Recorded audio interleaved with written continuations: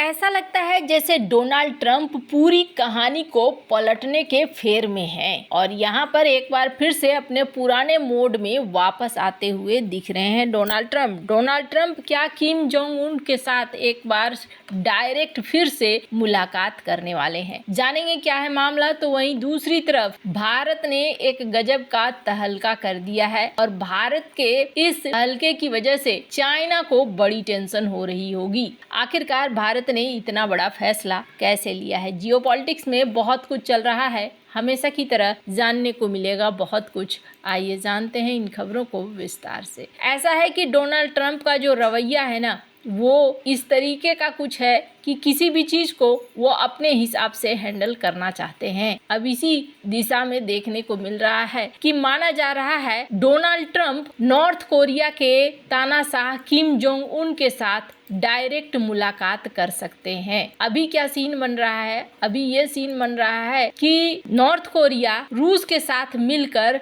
लगातार अपने संबंधों को बढ़ाता जा रहा है और रूस के साथ इसके संबंध बढ़ रहे हैं। तो वैसे तो चाइना चिढ़ रहा है, लेकिन फिलहाल के लिए समस्या सिर्फ चाइना को नहीं बल्कि अमेरिका को भी हो रही है कि अमेरिका आखिरकार इसका तोड़ निकाले तो निकाले कैसे। और इसीलिए माना जा रहा है कि डोनाल्ड ट्रंप खुद से यहाँ पर मुलाकात कर सकते हैं। ये एक फ्रेश डिप्लोमेटिक मूव देखने को मिल रहा है डोनाल्ड ट्रंप और नॉर्थ कोरिया के बीच में। एक कड़ी को तोड़ने के लिए माना जा रहा है कि ये डायरेक्ट यहाँ पर बातचीत के लिए आगे बढ़ सकते हैं। इससे पहले भी डोनाल्ड ट्रंप ने ही बातचीत की शुरुआत भी करी थी। नॉर्थ कोरिया के लीडर इनके पास आए हुए थे तब यहाँ पर, और उसके बाद डोनाल्ड ट्रंप भी उनके देश गए थे। अमेरिका के नवनिर्वाचित राष्ट्रपति डोनाल्ड ट्रंप की टीम उत्तर कोरिया के नेता किम जोंग उन के साथ सीधी बातचीत करने पर विचार कर रही है। उन्हें उम्मीद है कि ताजा कूटनीतिक प्रयास से सशस्त्र संघर्ष के जोखिम कम हो सकते हैं। ट्रंप की टीम के कई लोगों को अब ट्रंप की ओर से सीधे संपर्क की उम्मीद है ताकि पहले से मौजूदा संबंध को और मजबूत किया जा सके। लोगों ने बताया कि ट्रंप और किम के बीच संबंधों में आई दरार को कम किया जा सकता है। दोनों नेताओं के बीच कई सालों तक अपमानजनक बातचीत हुई थी और ट्रंप ने अपने पहले कार्यकाल के दौरान अभूतपूर्व कूटनीतिक प्रयास के तहत एक दूसरे को सुंदर पत्र लिखे थे। कहा जा रहा है कि नीतिगत चर्चाएं चल रही हैं और नवनिर्वाचित राष्ट्रपति ने अभी तक कोई अंतिम निर्णय नहीं लिया है। ट्रंप की ट्रांजिशन टीम की ओर से औपचारिक प्रतिक्रिया आना अभी बाकी है।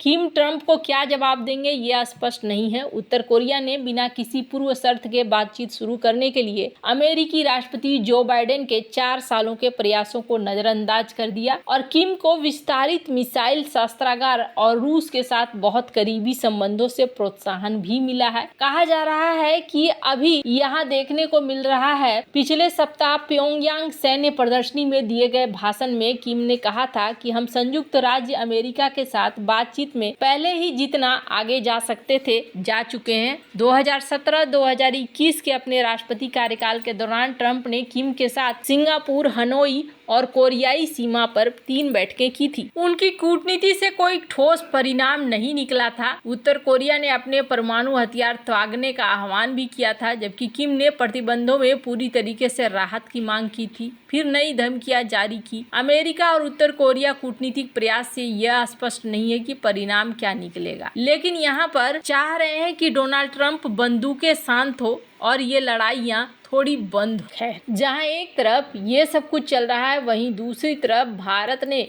एक बड़ा तहलका इस वक्त कर दिया है। 27 नवंबर को एक ऑपरेशनल SSBN से अपनी K4 पनडुब्बी लॉन्च बैलिस्टिक मिसाइल के पहले परीक्षण के साथ भारत की सामरिक क्षमताओं में एक महत्वपूर्ण छलांग लग गई है। भारत ने पहले कम से कम 2 बार मिसाइल का परीक्षण किया था। इसे पानी के नीचे के पोंटून से लॉन्च किया गया था। 3500 किलोमीटर रेंज की परमाणु सक्षम मिसाइल को भारत की दूसरी ऑपरेशनल परमाणु संचालित बैलिस्टिक मिसाइल पनडुब्बी INS अरिघाट से लॉन्च किया गया, जो इस साल की शुरुआत में सेवा में आई थी। ये विकास भारत के परमाणु त्रिभुज में एक प्रमुख उन्नयन की ओर दिखला रहा है कि अब भारत के पास दूसरी स्ट्राइक क्षमता आ चुकी है और जो परमाणु ट्रायंगल था वो परमाणु ट्रायंगल अब पूरा हो गया है। 3 प्लेटफॉर्मों के माध्यम से परमाणु हथियार पहुंचाने की क्षमता पूरी हो चुकी है। भारत के पास भूमि आधारित ICBM हवा से छोड़े जाने वाले बम और क्रूज मिसाइल और पनडुब्बी से लॉन्च की जाने वाली बैलिस्टिक मिसाइल भी हो गई है। यह विविधता सुनिश्चित करती है कि किसी राष्ट्र की परमाणु निवारक क्षमता विश्वसनीय बनी रहे, भले ही त्रिक के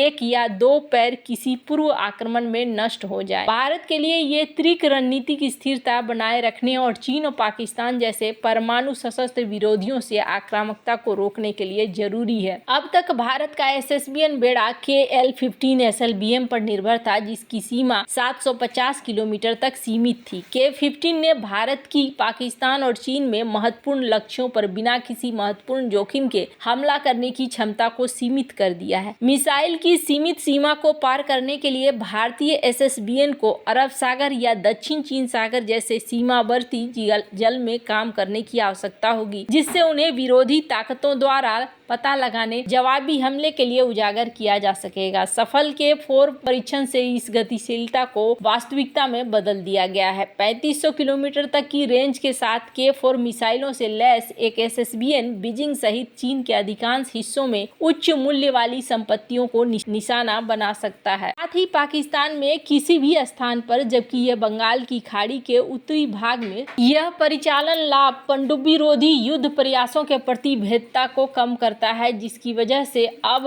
भारत के पास बंगाल की खाड़ी में उन गढ़ों को सुरक्षित करना आसान हो गया जो भारत के लिए बहुत ही ज्यादा महत्वपूर्ण है। वैसे आपको बता दूं, अभी 5000 किलोमीटर रेंज की K-5 विकासाधीन है, जो अगर आती है तो एक अलग ही लेवल का तहलका मचाएगी। अभी तो कुछ दिन पहले ही मीडिया में इस बात की चर्चा हो रही थी कि भारत का जो प्रोजेक्ट वर्षा है, वो प्रोजेक्ट वर्षा भविष्य में पाकिस्तान के लिए टेंशन का गढ़ बनेगा। लेकिन अब ये एक नई चीज आई है जो ये प्रमाणित कर रही है कि भारत बहुत ही तेजी से अपनी चीजों को विकसित करता जा रहा है, खास तौर पे अपने आप को सुरक्षित करने के लिए हर संभव कोशिश करता जा रहा है। चाइना कल की डेट में इस तरीके की कोशिश कर सकता है कि भारत को सबमरीन से निशाना बनाए, तो ये लड़ाई बहुत ही दिलचस्प हो जाएगी। स्क्रीन पर एक आर्टिकल देख सकते हैं। अमेरिका भी इस मामले में बहुत ज्यादा एक्टिव दिख रहा है और अमेरिका ने भी गुआम में अब